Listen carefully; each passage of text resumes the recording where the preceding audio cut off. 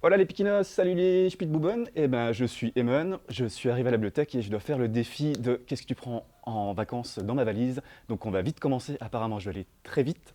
Je vais essayer d'être clair et voilà, et je suis ravi de faire ça. Le premier truc que j'ai pris, c'est A Plague Tale, avec une direction artistique super belle. C'est l'histoire d'une sœur et de son petit frère.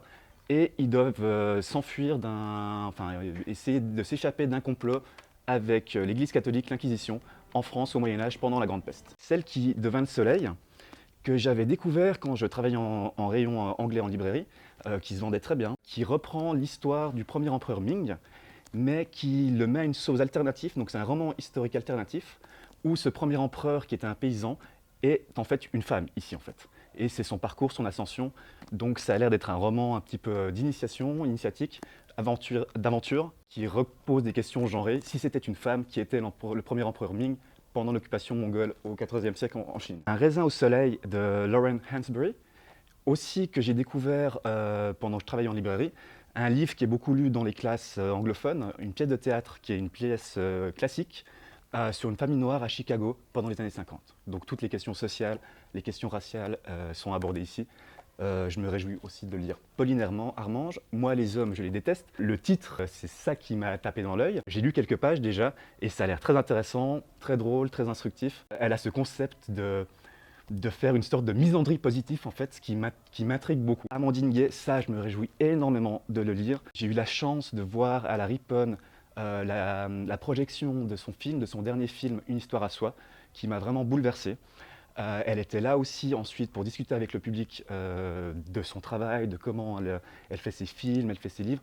Et là, c'est plutôt un essai autobiographique sur elle qui est aussi née sous X, qui vient de l'adoption aussi, internationale en fait. Donc c'est des questions qui m'intéressent énormément. Le dernier, Fabrice Caro, Samouraï, j'ai jamais lu ses romans. Et c'était super drôle celui-là que j'ai lu avec sur la photo, je sais plus le titre, il y a un gâteau de mariage. Et je me suis tellement poilé en lisant cette BD qui sont des petites tranches de vie. Et là, c'est sur un écrivain un peu raté qui doit écrire un roman sérieux tout en s'occupant d'une piscine l'été. Je l'ai choisi parce que mon amoureuse le lisait, elle rigolait tout le temps.